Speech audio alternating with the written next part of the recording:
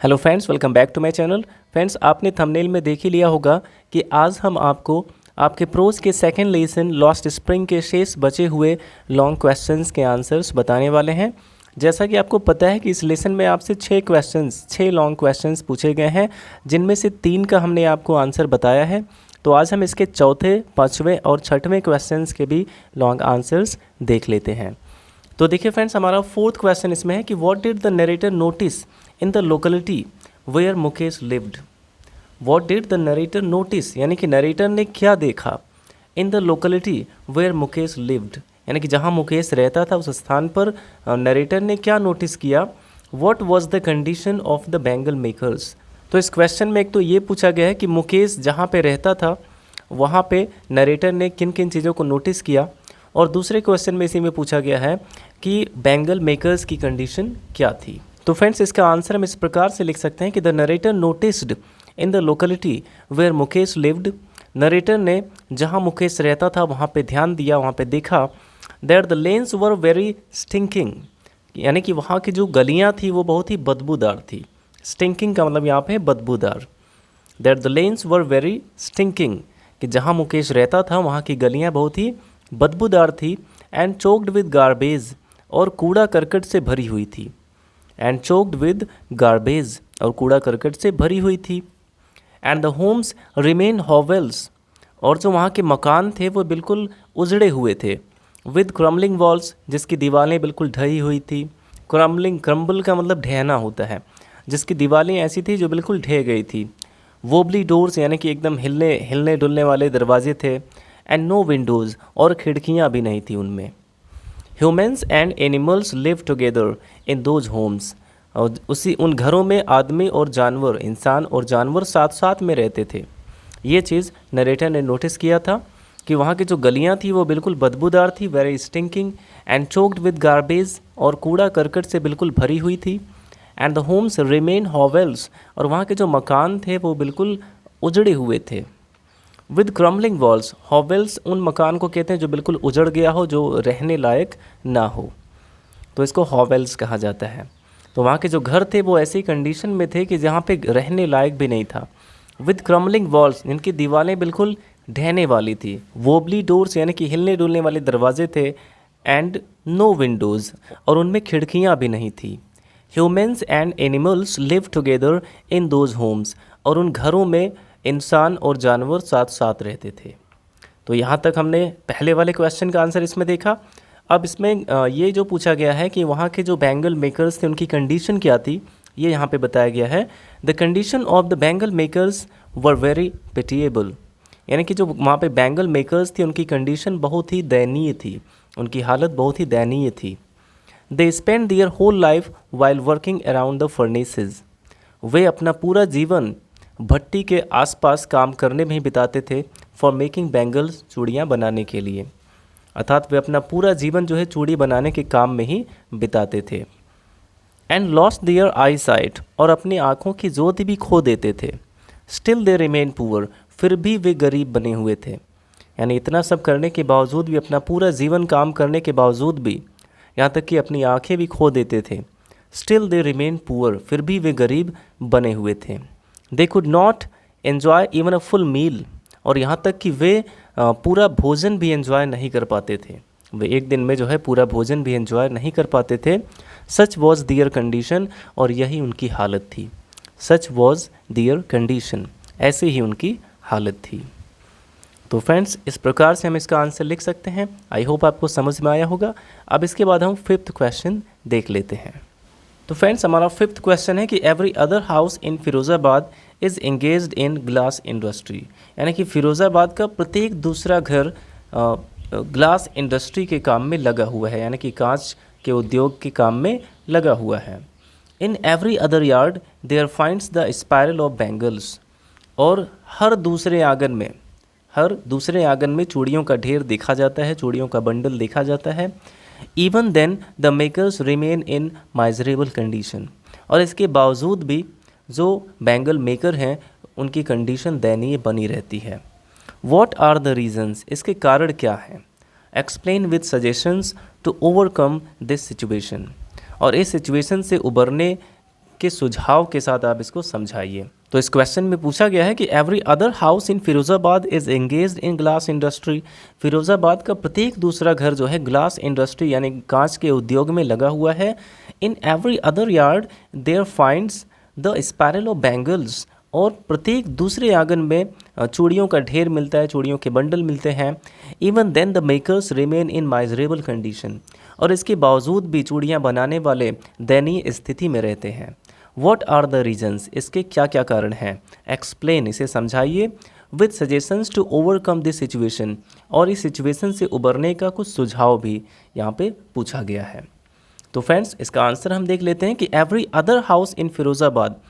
देखिए, इसके स्टार्टिंग में हमने क्वेश्चन से ही कुछ 2-3 लाइन लिए हुए हैं कि every other house in Firozabad is engaged in glass industry.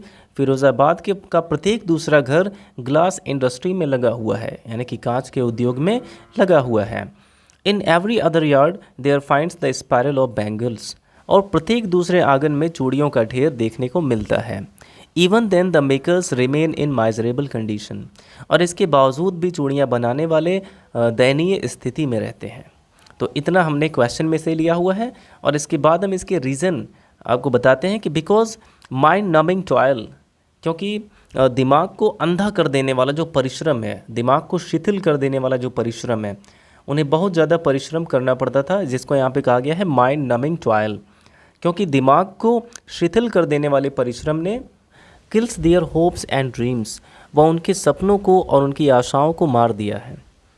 तो यहाँ पे आपको रीज़न बताया जा रहा है कि उनकी स्थिति इतनी दयनीय क्यों है। Because mind numbing toil kills their hopes and dreams, क्योंकि दिमाग को शून्य कर देने वाला उनका जो परिश्रम है वो उनकी आशाओं को और उनके सपनों को मार चुका है। दे कैन नॉट ऑर्गेनाइज, वे संगठित भी नहीं हो सकते हैं। देमसेल्व्स इनटू अ कोऑपरेटिव, वे एक सहकारी समिति भी नहीं बना सकते हैं।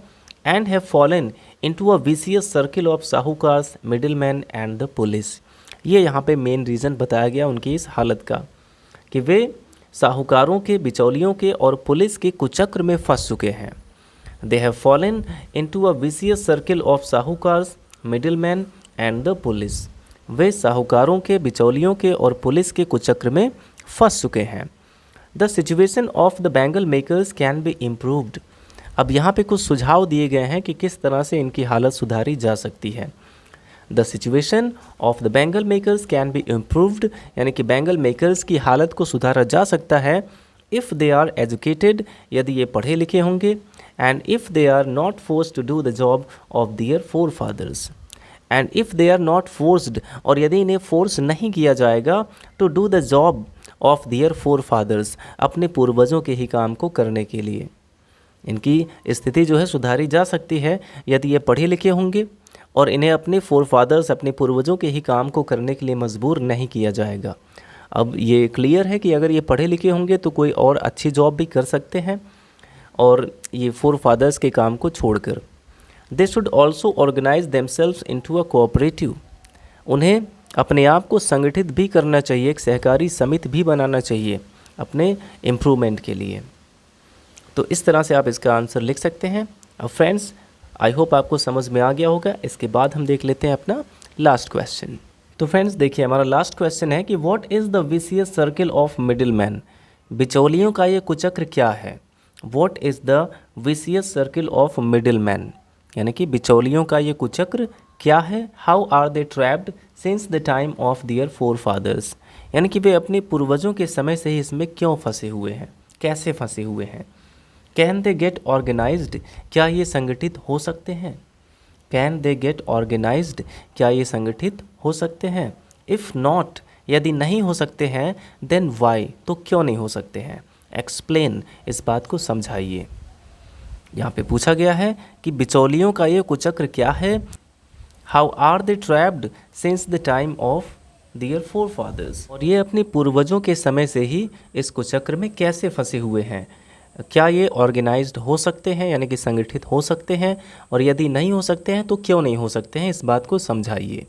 ये इस क्वेश्चन में पूछा गया है। तो इसका आंसर हमने आपको बहुत ही शॉर्ट तरीके से बताया है कि the bangle makers in Firozabad are exploited at the hands of the sahukars, middleman, police and politicians, यानी कि जो बैंगल मेकर्स हैं फिरोज़ाबाद के, इनका शोषण किया जाता है। आर एक्सप्लॉइटेड, एक्सप्लॉइट का मतलब होता है शोषित करना, शोषण करना। The bangle makers in Firozabad are exploited at the hands of the sahukars, या फिर एक्सप्लॉइटेड बाय यहाँ पे कर सकते हैं, exploited by the sahukars, middleman, police and politicians. Firozabad के जो बैंगल मेकर्स हैं उनका साहूकारों के द्वारा, बिचौलियों के द्वारा, पुलिस के द्वारा और पॉलिटिशियन के द्वारा शोषण किया जाता है। They toil day and night, वे दिनों रात परिश्रम करते हैं। They toil day and night, वे दिनों रात परिश्रम करते हैं। But are not paid appropriate wages, लेकिन इन्हें जो है उचित मजदूरी नहीं मिलती है। But are not paid appropriate wages, लेकिन इन्हें पर्याप्त मजदूरी नहीं मिलती है। They can not get organised, वे ऑर्गेनाइज्ड नहीं हो सकते हैं, संगठित नहीं हो सकते हैं। फॉर दियर बेटरमेंट, यानी कि अपने सुधार के लिए, वे अपने सुधार के लिए, अपने भले के लिए ऑर्गेनाइज्ड नहीं हो सकते हैं। Because children are also compelled to join the job of making bangles, क्योंकि बच्चे भी चूड़ियाँ बनाने के इस काम को करने के लिए मजबूर रहते हैं। And so they will be hold up by the police, और इसलिए उन्हें पुलिस के द्वारा पकड़ा जा सकता है। Beaten and drag to jail, और उन्हें पीटा भी जा सकता है और जेल भेजा भी जा सकता है। Because child labour is illegal, क्योंकि जो चाइल्ड लेबर है यानी कि बाल श्रम इलीगल है, गैर कानूनी है, इसी वजह से उन्हें जो है जेल में भी डाला जा सकता है। इसलिए ये लोग संगठित भी नहीं हो सकते हैं। तो इसमें मेन रीज़न जो है इनके इस हालत का मेन रीज़न इसमें क्या है, ये जो पॉलिटिशियन है, जो पुलिस हैं, जो मिडिलमैन हैं, जो साहूकार्स हैं, इन सभी का जो कुचक्र है ये इसी में फंसे हुए हैं। ये सभी लोग इन्हें विकसित नहीं होने देते हैं। तो देखिए इस क्वेश्चन में पूछा गया था कि ये मिडिलमैन का कुचक्र क्या है, बिचौलियों का कुचक्र क्या है। तो ये चीज़ हमने शुरुआत में ही आपको समझाने की कोशिश की कि the bangle makers in Firozabad are exploited at the hands of the sahukars, middleman, police and politicians. Firozabad के जो बैंगल मेकर्स हैं उनका पॉलिटिशियन के द्वारा, पुलिस के द्वारा, बिचौलियों के द्वारा और साहूकारों के द्वारा शोषण किया जाता है। यही वो कुचक्र है बिचौलियों का। They toil day and night, वे दिनों रात परिश्रम करते हैं। But are not paid appropriate wages, लेकिन इन्हें उचित मजदूरी नहीं मिलती है। They can not get organised, और वे संगठित भी नहीं हो सकते हैं। फॉर दियर बेटरमेंट, अपने सुधार के लिए। Because children are also compelled to join the job of making bangles, क्योंकि बच्चे भी कंपेल्ड यानी मजबूर होते हैं चूड़ियाँ बनाने के इस काम को करने के लिए, बच्चे भी मजबूर रहते हैं। And so they will be hold up by the police, और इसलिए पुलिस के द्वारा उन्हें पकड़ा भी जा सकता है। Beaten and drag to jail, उन्हें पीटा जा सकता है और जेल भी भेजा जा सकता है। Because child labour is illegal, क्योंकि बाल श्रम गैर कानूनी है। तो इस प्रकार से फ्रेंड्स अब इसका आंसर लिख सकते हैं। और अब हमने आपको इस लेसन के सभी लॉन्ग क्वेश्चन के आंसर बता दिए हैं। आई होप आपको अच्छे से समझ में आया होगा। वीडियो अच्छा लगा हो तो लाइक करिएगा, और अगर आपने हमारे चैनल को सब्सक्राइब नहीं किया है तो सब्सक्राइब कर लीजिए, क्योंकि ऐसे ही आपको यूज़फुल वीडियोज़ आगे मिलते रहेंगे। Thanks for watching.